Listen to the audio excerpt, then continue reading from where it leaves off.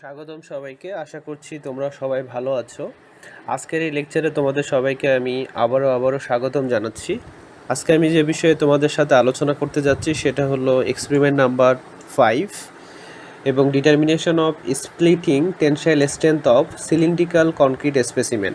আসলে হচ্ছে experiment number 4 যেটা ছিল determination of compressive strength of cylindrical specimen or cube specimen. আসলে দুইটার প্রসিডিওর একই, তো তারপরেও আমি একটু শর্টলিভাবে এক্সপেরিমেন্টটা একটু আলোচনা করার চেষ্টা করছি।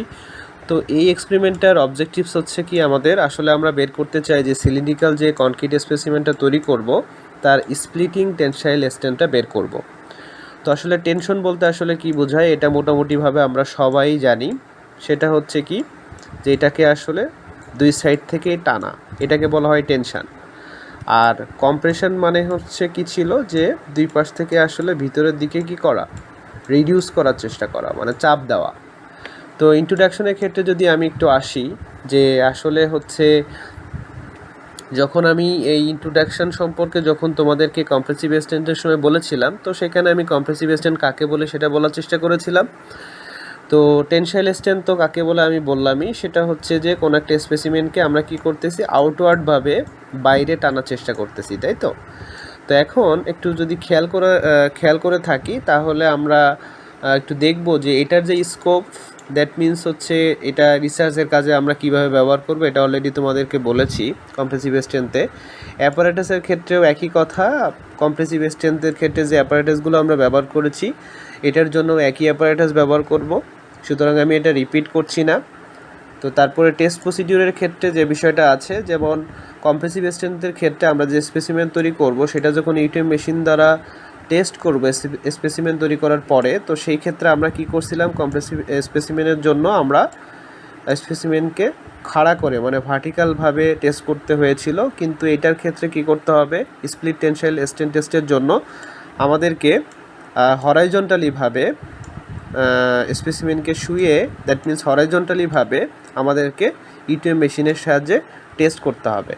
জিনিসটা অনেকটা দেখতে এরকম, দ্যাট মিন্স যদি আমি দেখাই এরকমভাবে আসলে আমাদেরকে কি করতে হবে, টেস্টটা করতে হবে, ঠিক আছে। আচ্ছা, দেখতে অনেকটা এরকম, অলরেডি তোমরা প্র্যাকটিক্যাল ভিডিওতে দেখে থাকবা। এই ভিডিও একটা তোমাদের জন্য তৈরি করে দিব। দেন আমরা যদি ক্যালকুলেশনে যেতে চাই, তো আগে যেরকম কম্প্রেসিভ স্ট্রেংথের জন্য কি ছিল, কম্প্রেসিভ স্ট্রেংথ কীভাবে আমরা বের করতাম, সেটা হচ্ছে লোড ডিভাইডেড বাই এরিয়া করলে হয়ে যেত, তাই না। লোড মানে ক্র্যাশিং লোড এবং এরিয়া মানে cross sectional area.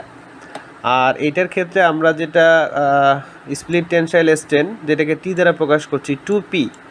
P that means হচ্ছে ক্রাশিং যে লোড, মানে স্প্লিটিং টেনসাইল লোডের জন্য যে ম্যাক্সিমাম যে লোডটা অ্যাপ্লাই করার কারণে ইটিএম মেশিনের সাহায্যে স্পেসিমেনটা ক্রাশিং হবে, সেই লোডটাই হচ্ছে কি বলতো, পি, যেটা আমরা কিলো নিউটনে পাবো, পরে 1000 দিয়ে গুণ করে নিউটনে নিব।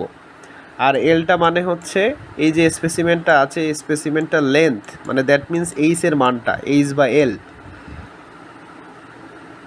এরপরে ডি মানে তো বললাম ডায়ামিটার, যেটা আমাদের আসলে 4 ইঞ্চি, আর এখানে এইচ বা এল এর মান হচ্ছে 8 ইঞ্চি, ঠিক আছে। তো এই হচ্ছে মোটামুটি আর কি। তো এর জন্য যে আমরা কোডগুলো ব্যবহার করব সেটা হলো ASTM, that means American standard for testing materials, এবং এই কোডগুলো আমরা এখানে ব্যবহার করব। তো এই কোডগুলো আমাদের মনে রাখার দরকার, মুখস্থ করার দরকার নেই, জাস্ট আমরা একটু লুক ওভার করব।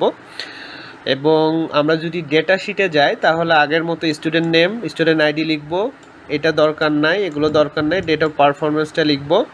একইভাবে 7 দিন, 14 দিন, 28 দিন, আসলে আমাদের একটা ডের জন্য 3টা করে স্পেসিমেন করতে হবে।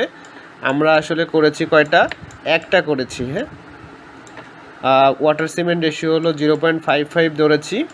তারপরে লেন্থ হচ্ছে আমাদের কত আছে, 8 ইঞ্চি, মিলিমিটারে নিলে হবে কত, 200 মিলিমিটার।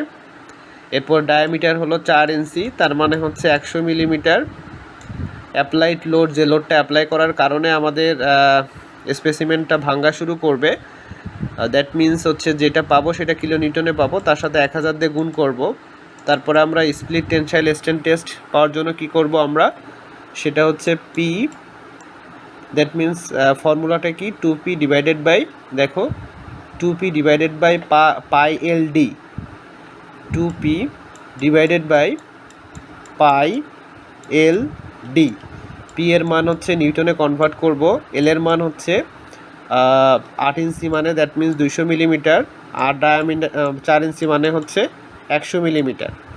তো এটা করার ফলে আমরা মেগাপ্যাসকেলে হচ্ছে আমরা 3টা স্পেসিমেনের জন্য 3টা মান পাবো, তারপরে অ্যাভারেজ করব, দ্যাট মিন্স 3 দিয়ে ভাগ করে আমরা পেয়ে যাব। দেন হচ্ছে 14 দিন 28 দিনের জন্য একই প্রসিডিওরে করব। এই যে ক্যালকুলেশনটা করলাম, মানে তোমাদের একটা এই কম্প্রেসিভ স্ট্রেংথ বা স্প্লিট টেনশাইল স্ট্রেংথের জন্য একটা ক্যালকুলেশন এর ভিডিও দেখিয়েছিলাম। তো এইটার জন্য একই কথাই, M15 যদি গ্রেডের কনক্রিট ধরো, তাহলে ওইখানে যেভাবে ক্যালকুলেশন করে দেখিয়েছিলাম ঠিক একই প্রসিডিওরে হচ্ছে এই এক্সপেরিমেন্টটাও করতে হবে। এক কথাই হচ্ছে আমাদের শুধু এই টেস্টের জন্য হচ্ছে স্প্লিটিং টেনশাইল স্ট্রেংথ টেস্টের জন্য শুধুমাত্র ইটিএম মেশিন দ্বারা, শুধু পার্থক্য হচ্ছে কোথায়, যে আমাদের স্পেসিমেন্টটাকে এখানে হরাইজন্টালিভাবে টেস্ট করতে হবে, আর স্প্লিটের ক্ষেত্রে কী ছিল, ভার্টিক্যালভাবে। আর বাদবাকি যে প্রসিডিউরগুলো ছিল কনক্রিটের component, cement, sand, stone chips, water, এর ক্যালকুলেশান, এর প্রসিডিউর, এভরিথিং সবগুলোই হচ্ছে সেম। তো এই ছিল আমার মোটামুটি এক্সপেরিমেন্ট নাম্বার 5। আশা করছি তোমরা বুঝতে পেরেছো।